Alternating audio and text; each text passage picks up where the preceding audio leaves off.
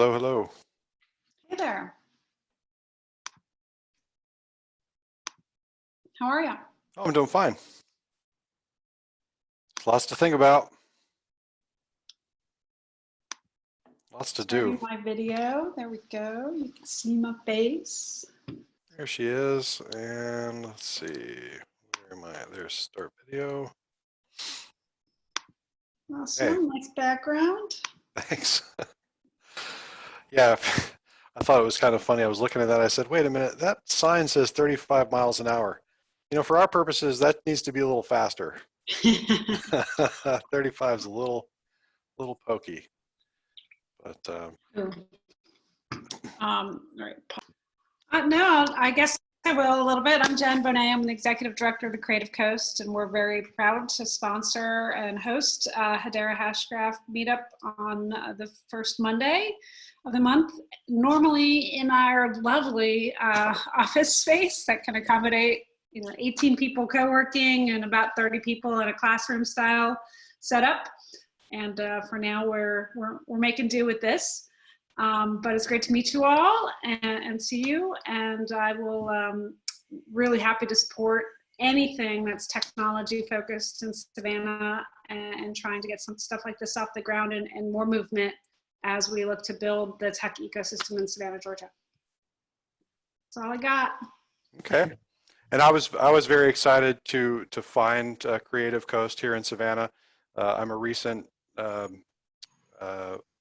recently moved to Savannah, as in within the past 5 years, and once I started to branch out and really reach out to my community to get a better feel for who was out there and what other technologists and entrepreneurs were working, I was very happy to find Creative Coast. They've been,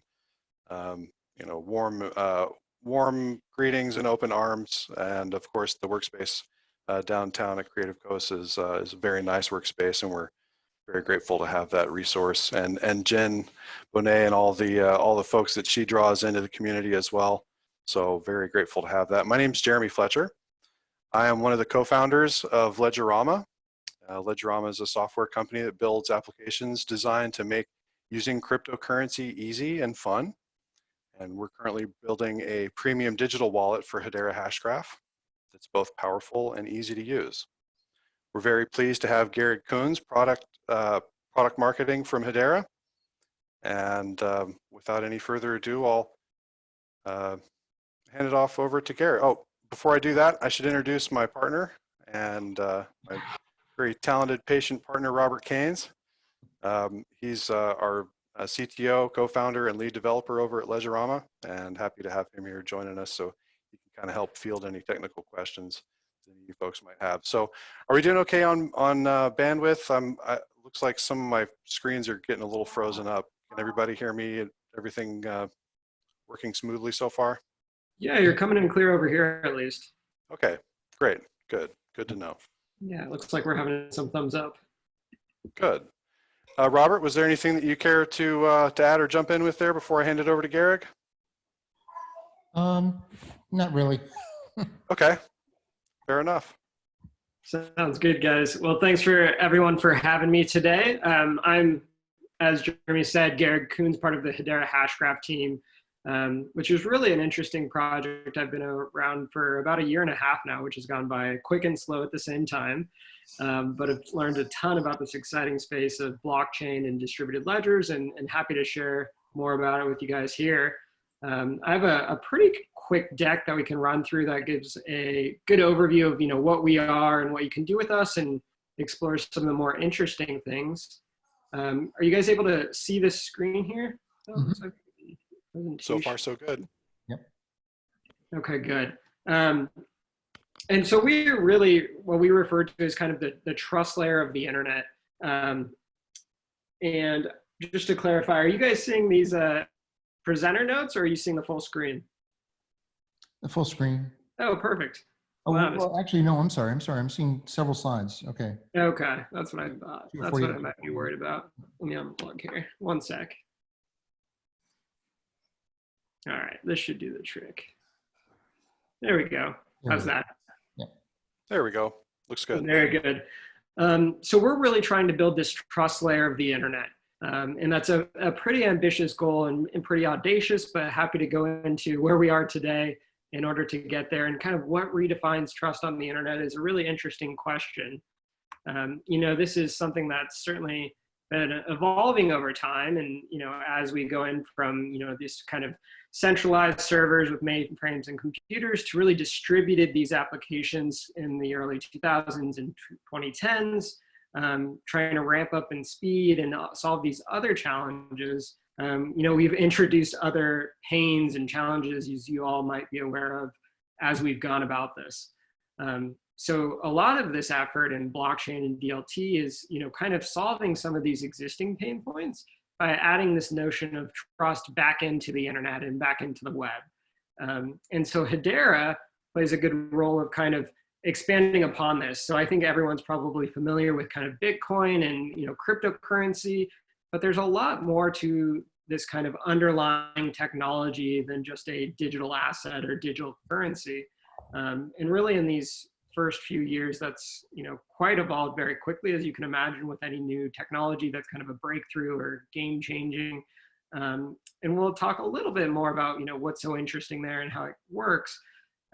But in short, we've quickly evolved to not just build something that's a digital currency that you can exchange, but to allow the building of these kind of robust applications and different things that you can do with it, to start to build more interesting applications that I think we'll start to see some real world usage in the next, few years here, which is exciting. And feel free to interrupt if anybody has any questions or, their own comments or thoughts. Certainly able to do that. And so this isn't just, us adding more features and functionality, but it kind of speeds as well. And so from a technical level, Hedera has some really innovative solutions that I'll talk more about in the next slide, I believe. But, this is really an evolution of this existing infrastructure and a step forward by quite an order of magnitude in terms of, the cost of it, the speed and the throughput, and especially that latency, I think is really important. While there's certainly some things that you could do with blockchain in general, you're still going to get pretty slow performance that I would say isn't great for, an in-person interaction, or even when you're clicking through online, you're going to see some latency there, kind of slow performance that you wouldn't expect otherwise. Would certainly seem out of character in 2020. Hedera is a little bit faster, going 3 to 5 seconds with finality, which is interesting. And so this notion of finality is kind of different for those that are, maybe more familiar with the standard database where you send a transaction and it's logged and you get a response back. So with blockchain, actually, you have to essentially wait for these blocks to form and have to have a confidence level enough, which takes about 10 to 60 minutes with Bitcoin, to know that that transaction is valid and you can feel confident enough to move forward. And really what's happening there under the covers is all of these computers kind of coming to agreement and saying, okay, this transaction's valid. Go on about your day. And so Hedera does all of that process really quickly and very efficiently. And it does so with what we call Hashgraph. So Hashgraph is what we created. It's just a different, really, solution to the same problem that blockchain solves. So very similar in the ability for it to do things, kind of proving these data points, having things like uniqueness between them, and all these different characteristics, but it does so in a much more efficient way. And so it does so in a way that uses something called gossip, and virtual voting is really this kind of magic underneath the layers that makes it all possible. But this is ultimately what gets us our great performance. It allows you to build more interesting applications on top of Hedera. And so if we zoom out at a macro level, this is really what Hedera looks like itself. We have, these different applications that are kind of built upon, the network and ability to do so, and really across every industry we're seeing. So quite a lot of different interesting things going on there. All of these applications use our APIs, or network services, which are these cryptocurrency, smart contract, file service, and consensus service, which I'll go into more detail later on. And that's all talking to this Hashgraph network, often referred to as mainnet, and kind of a test net for our more free developer environment. And all of this kind of technology and infrastructure is uniquely ran by our Hedera Governing Council. So ultimately, our governing council is actually these pretty big players in the world that are running these initial set of nodes and kind of stewarding the project. So these really own the network, which is pretty cool and interesting, right? And we hope to add more of these actually over time. So we plan to have up to 39 of these global organizations, and they're going to span, pretty much everywhere in every industry is the idea. And that's really an effort to decentralize this as much as possible, to not consolidate decision-making and power into one specific use case or industry, but to have this kind of general horizontal platform and public utility that the world can use very flexibly. Every member is going to run those initial set of nodes. They're not compensated, which I think is really important. If you guys are familiar with Libra at all, there's some interesting things there going on with regards to compensation that might bias their decisions or choices. And also, unlike Libra, they're term limited, which is, I think, an important factor. So not having too much centralized power over a long enough extended period of time can certainly be dangerous. And so trying to minimize that as much as possible, I think it's a really strong governance decision. And to step back here, the reason for governance in these decentralized networks is you don't want any one party to have too much control or power, like I was referring to. And so you have to decide, how do we manage these code updates? How do we determine what our, fee model might be? How do we decide how this all works and what we should improve? And so ultimately, this is a acknowledgement that someone has to be in power. And so how do we determine who is that, entity? And so it's an interesting experiment of understanding those trade-offs in that scenario. And, would you want a small group of developers to make those decisions? Would you want these large industries, thought leaders, et cetera? So really interesting things there that as you get more forward with decentralization and blockchain, will become more apparent to you over time. And so what Hedera actually prides ourselves on is having this strong governance. And so this ability to not only make these decisions and understand, what features might want to be added, but also the ability to not have forks. So our actual Hashgraph technology, that's bottom layer, is actually patented. And that allows us to be a little bit more confident in the network, and that we're adding, multi-billion dollars worth of assets to the network. And so that we know that that asset's going to be on that particular network, which is pretty unique in the space. And, something that's certainly controversial, interesting, no less.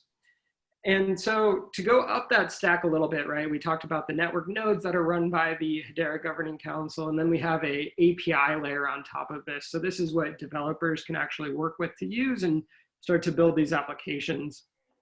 So today we have 4 of these: cryptocurrency, smart contract file service, and consensus service. Each give you kind of this interesting quality to them and different things that you can start to do and work with. Cryptocurrency is pretty straightforward, where you're, using the native network's token or cryptocurrency, which is called HBAR.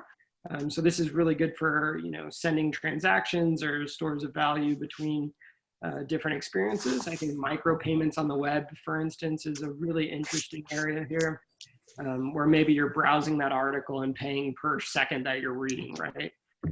Something that wouldn't be possible with fiat really before starts to become possible with things like this. And especially with the low fees is important for those kind of micro transactions, which Hedera is really good at. The next one is kind of smart contracts. So most developers are pretty familiar in the space with smart contracts. Ethereum made them, really popular with the ICO craze of 2017. But really what this does is allow you to find kind of a digital asset. And so this is really good for all digital games. For instance, maybe an item in a game that you want to have people purchase and exchange and use across games. Really giving users that control of that and being able to remove any intermediaries that might get in the way of that is definitely a good reason to do so. So that's smart contracts, one of the assets and APIs. And similar to Ethereum, you can build that using Solidity. You don't have to change it to run on us, which is pretty nice. The next thing is the file service. And so this is, I think, to be quite candid, becoming less interesting as we get the Hedera consensus service going, which we'll talk a little bit in more detail about. But this simply allows you to store files on the Hedera network. So if, for instance, if you want to run a smart contract, you'd store that file on Hedera and then run that smart contract. It's also good for pointing to things that live off ledger. So these are, larger files, right? Where if you don't want to have all of the Hedera nodes store that file, which would be prohibitively expensive, you can put that thing off ledger, maybe in Amazon or wherever you want to, and start to manage the metadata of that file on ledger. So that gives you kind of this unique solution where you're having some trust and transparency into the ownership of that file when it was added, those kind of details, without being too cost prohibitive. And the last one, and this is one that we're super excited about, is the consensus service. So this really gives you direct access to that native consensus mechanism of Hedera Hashgraph and allows you to really flexibly use it for any type of data you want. So it's really this easy to log data solution with a simple API. And we'll get into more ways of why you might want to use this, but first, let me give you a high-level intro to Hedera Consensus Service. How it really works, and this is pretty high level, don't get me wrong, is you start with just a message or event. So this message or event could be coming from anywhere. It could be an IoT sensor. It could be someone clicking an action in a browser. It could be a database and you're wanting to see the changes of that database. The point is that no matter where the data is coming from, no matter what the data really is, you can log it to the Hedera network. So again, it's this flexible tool that allows you to log data very easily and cheaply and very quickly. So that message gets sent to the network. All of those network nodes that we saw start to decide, oh, is this message valid? Is it signed? Should we add this to the network? Is it a real transaction? And so once they do, you're sending that message to a specific topic. And so you can think of this topic as this kind of collection that you've created of events that you care about. Maybe for a bidding application, it's all of the bids being placed. So with each message that comes in, it gets added to the topic. The network nodes come to consensus, give it a consensus timestamp so you know exactly when that occurred. And everyone else within this network is able to access that message. So this is nice because you can either have the data fully publicly available, or you can encrypt that data and only give access to certain parties. So it really gives people the control that they want over this kind of data. And there's certainly cases where you can make the case for either of those, right? There's use cases and applications that might take advantage of that. But ultimately, it gives those developers and the entrepreneurs the tools that they need to kind of decide and make those decisions.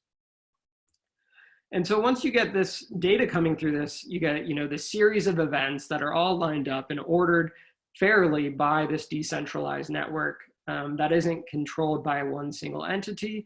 And so why is this actually so powerful? What does it really mean? And at a very high level, I think what we're doing is getting this greater trust of who sent what data when. And this is pretty powerful and hasn't been possible really before. We're getting who signed the transaction, the data that's verifiable by all involved parties at the same time. It's not like you're going to be able to say, oh, I didn't have that data at this certain point in time. My system was out of sync, whatever it might be. You're all viewing that same data log, which is pretty interesting and compelling for a number of use cases. And then you're also knowing when that data arrived. So this is the consensus timestamp, and it's what's agreed upon by all of these nodes, right?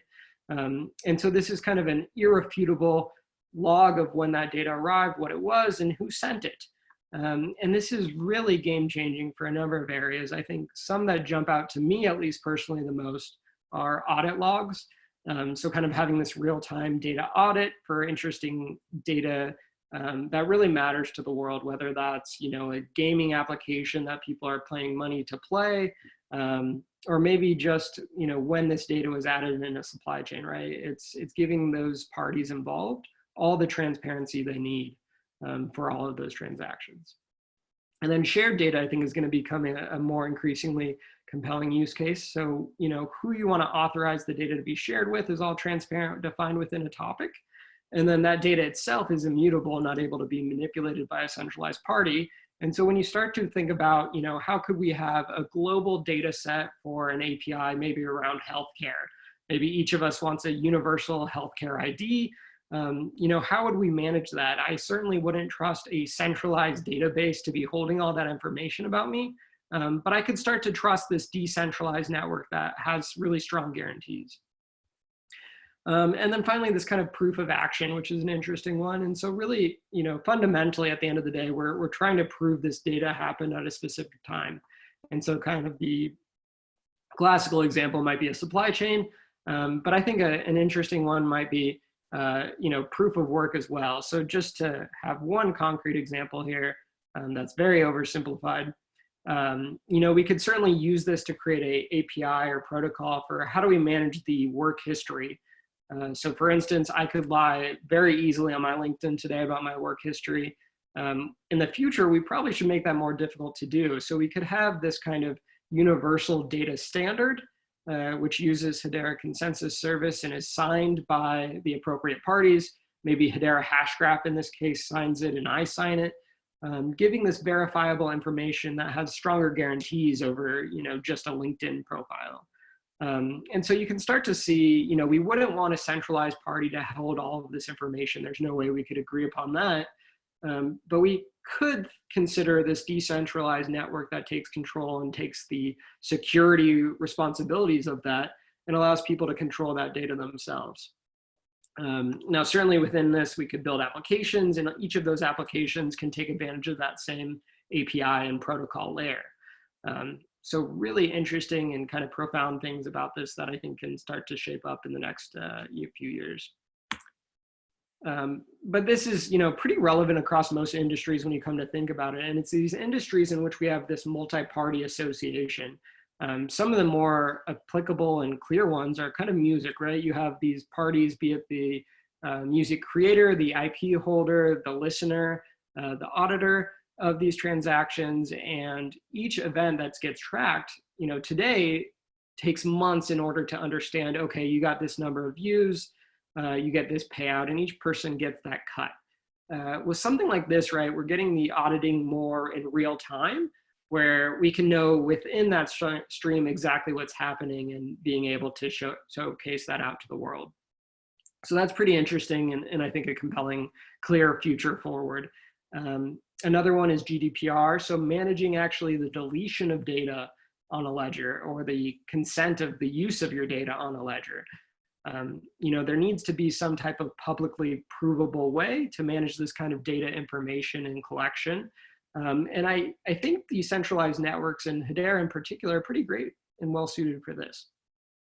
You're getting this immutable record of transactions that you can point to and prove, and start to have some better guarantees over. The last one is advertising. So, tracking payable events throughout the pipeline, similar to music, right? You're building this real-time auditable log.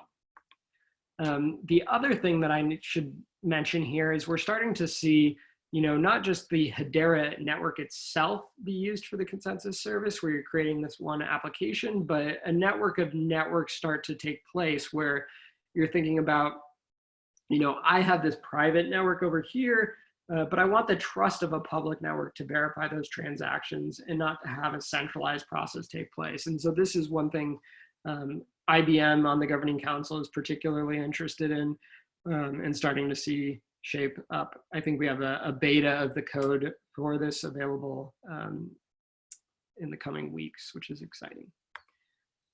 And so, just to hit on some of the users of actually this, there's a Armada chain who's a supply chain. And so each of those events within a supply chain are being logged and all of the involved parties are able to see that, same point of view on their data set, which is nice and compelling. Nickel is one of the users that's interested in doing the integrations between a private network and the public network. So whenever you want this kind of private asset that you want managed and control over, but you want kind of public verification of what's happening in that private network, I think this is a very good solution for that, and excited for them to launch in the next month or so as well. AdStacks is one of Hedera's heaviest users. They're logging all of those payable events and would like to pay them out in real time as they get that functionality going. And then Sky People's an interesting gaming one. And so they're a RPG game manufacturer, I believe, for mobile apps. And they want to have public verification of the stats and what's happening with their users so that people can have better trust over, manipulation, and start to create a data set where they want to provide kind of fraud analytics on, and start to be a little bit more proactive in identifying bad behaviors, et cetera. I believe they're launching the next month as well, so that should be interesting to see. So where is Hedera today? We have a pretty robust use and pipeline since we just launched recently in September of last year. Great active groups and developers really around the world, and that's all growing, which is nice to see. And then broad ranges of industries and use cases. This is such an exciting new technology that I think we're just at the beginning of really figuring out what it means to the world, and are still in the kind of early scientific days of doing so, which is an exciting time to build on and explore, especially as a developer or entrepreneur. I already talked about AdStacks. Acor is a really exciting project in the healthcare space. So they're interested in kind of having this immutable log of events and kind of this open API that people around the world can share in the healthcare sector, and ensure that the data is, accurate, is secure, these kind of really important things. And they're super busy in these days, but maybe having some exciting news in the coming months from them, which is pretty cool. So that's about it for our users. In terms of our roadmap, we have an exciting year ahead of us.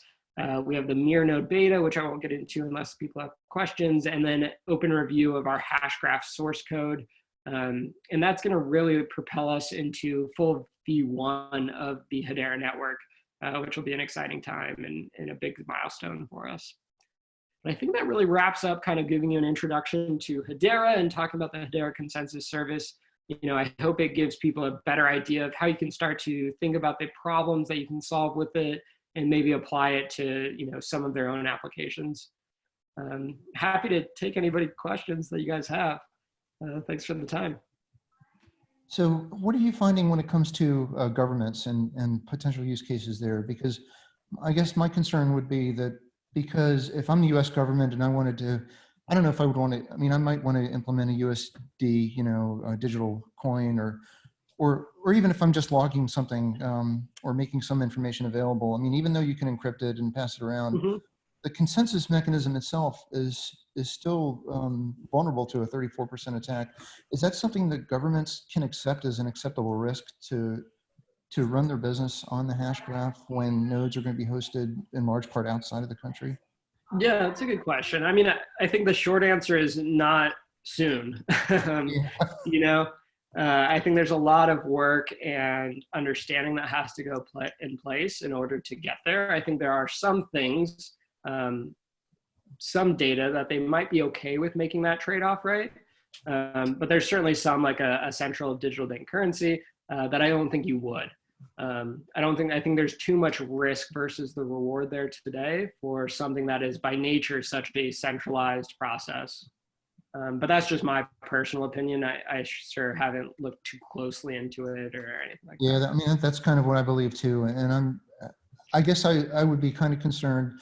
I can foresee the government maybe licensing, from Swirlds, the technology to create a digital currency if they could manage all the servers in our country. But if they did something like that, would there be some kind of an exchange mechanism, or like the company Nickel that you were talking about, would there be some kind of company that would make a bridge between the open ledger where people can transact and convert currencies digitally to and from the US government's official currency? Yeah, I think that's a sharp model and pretty sound, where you have kind of this interoperability layer between each of these centralized currencies that allows some movement and standard between them all. I could see it makes sense. I think we're a ways away from that, but it would certainly, have something where there's just such a domino effect in the market that takes place where, once you get that first one, everyone, I would imagine, would have to follow suit, and those requirements to have that kind of interoperability layer would skyrocket. How far away would you see that? I mean, 5 years, 10 years, 15? I mean, I think we'll see central digital bank currencies, really in probably beta in the next 2 to 3 years, probably in limited fashion. Things like China, it seems ahead from just what I've seen, and expect them to move quickly and aggressively. But beyond that, that interoperability, I would think, would be a more 10-year horizon, because you're starting such a transition in that world. But I think that once it happens, it'll happen quickly. But we have a ways to get there. Yeah, I mean, for what we're doing, it would be really nice if we were closer to that. That would definitely benefit the ultimate vision that we have. Hmm. So Rob mentioned swirls. For those viewers that may not be familiar with swirls and what their relationship to Hashgraph is, could you give just a brief description of what swirls is and how that relates to Hedera and Hashgraph? Yeah, totally. So Swirlds is actually the creator of Hashgraph, that consensus algorithm and mechanism that we use. And essentially how it works is they have licensed it out for the single use of a public network of Hedera. So the co-founder and CTO of Hedera is Lehman Baird, the creator of Hashgraph. And so it is a licensed system. Most of the Hashgraph development today is still at the Swirl side of the world. And the API and network services layer is all done at the Hedera team. So that's kind of how we divide it internally, and have those kind of different expertise throughout the team. Yeah, does that help answer the question? Any other follow-up questions you have there? Yeah, so if I understand correctly, Swirls was really where the value of Hashgraph was first tested in a real world use case. Is that right? Yeah, that's a good point. So it was really started out as being tested within private network environments, having greater control there. And I think they have, a number of users in the private network side of things, and are still growing that business as well. And then, saw the interest in the rise of public networks, and saw, a need or ability to have some competitive advantage in that space using Hashgraph, but really wanted to think about, what could we do differently to approach that, and, maybe have an opportunity to overcome some of the pain points and initial hurdles by the Bitcoins and Ethereums of the world, to just put a more trusting spin on it. And I think the governance model combined with Hashgraph is really what makes Hedera unique overall. Right, and I find it's a major bonus that there was some testing done, and some proof happening on the private side, such that when the public ledger was introduced, there was already a good track record. Yeah. That you could point to and say, look, these large organizations are using this technology successfully, and it has value and many use cases in the public arena. Yeah, absolutely. There was Keith and Wheeler, if there's any other questions out there, you're more than welcome to chime in at this point. I understand sometimes it can be a little bit kind of like information from the fire hose kind of thing, especially if you're new to some of the technology. But don't feel like there's any, there's no such thing as a dumb question. If there's anything that's on your minds, please feel free to bring it up.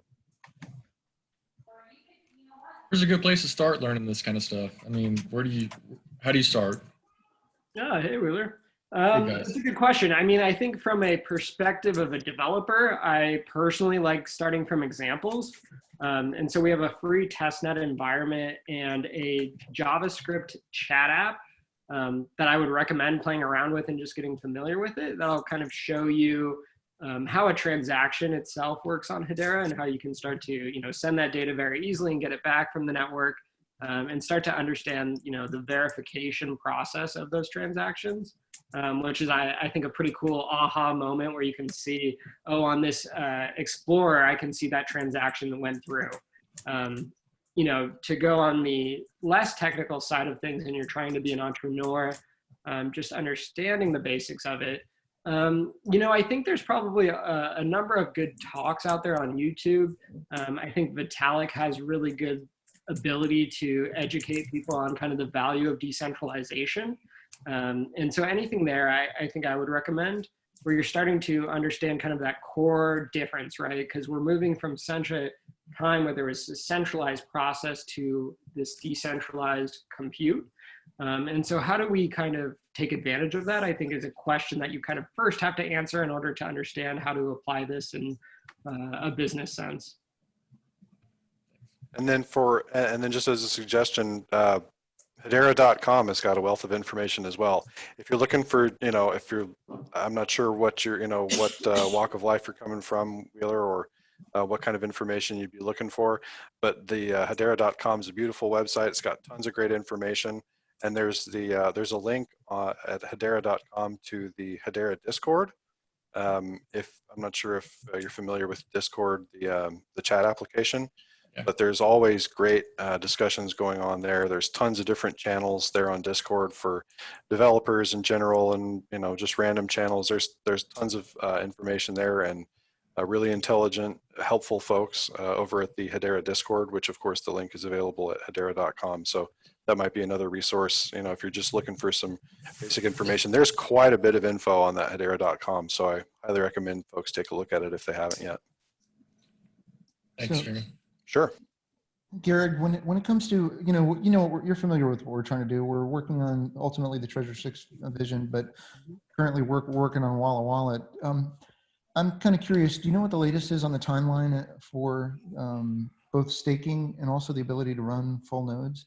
I'm guessing full nodes is probably 5-10 years out at this point, but as far as staking, how far away are we looking there? Yeah, it's a good question. So we do have our mirror nodes coming out, which kind of gives you, a portion of that ability to run a full node, but certainly not a full node itself. But you can't stake on the mirror node, can you? I mean, Correct. yeah, No staking there. I certainly could see a model in which you're doing something similar with a mirror node, but hasn't been defined by anyone, and I'm not sure whether Kabuto or the like are going to establish anything like that. But certainly a good, interesting thought exercise.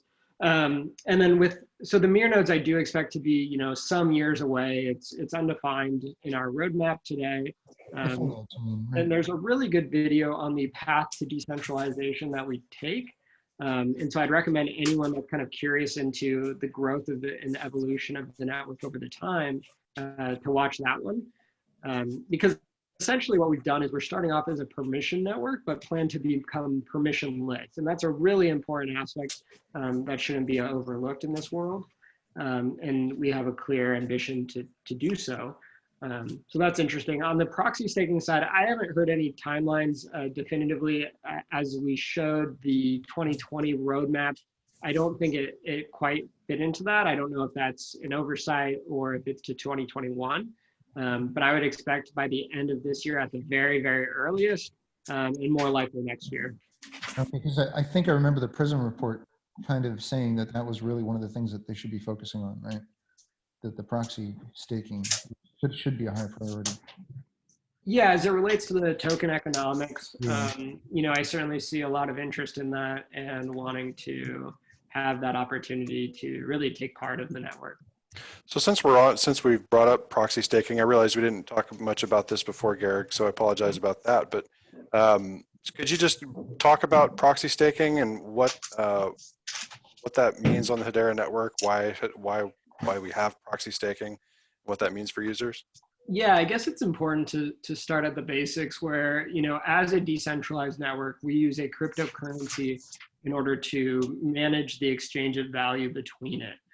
So for every transaction that a user sends to the network, they're attaching a little bit of cryptocurrency, and that node that processes that transaction receives some, as does the rest of the network for taking place in that transaction.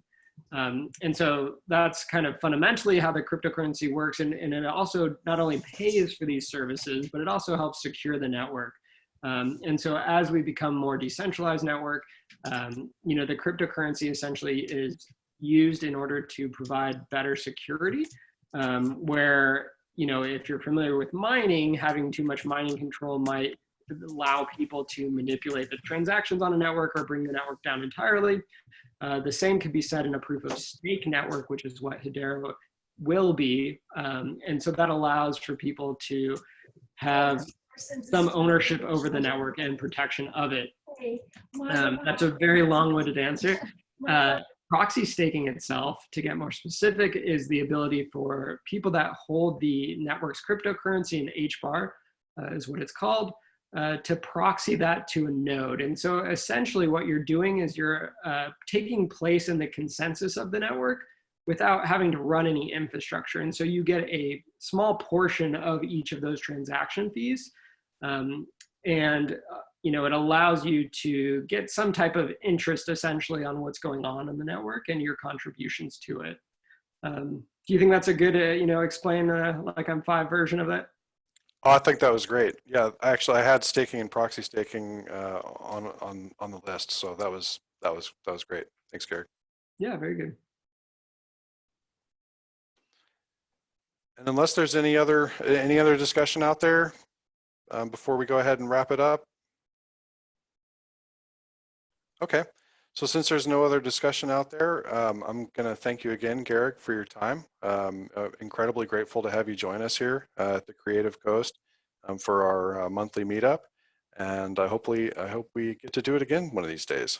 And now that we're all working in this, we're all working virtually, I think a lot of us are getting more and more accustomed to it, and 7 participants is I think that's the best attendance I've ever gotten for one of our Savannah Hedera Hashgraph meetups. So I view this as a win, and again, your time is very valuable, and I can't thank you enough for joining us, Garrick. Yeah, of course, happy to be a part of it, and hope everyone's staying safe right now. Okay, I'm going to check the chat here to make sure that there's nothing else. Let's see. Okay. All right, so it looks like all the questions have been answered, and thanks again, Garrick, for joining us, and Rob, and we look forward to catching you folks next time. Cheers. Yeah, All right. thank you. Thank you.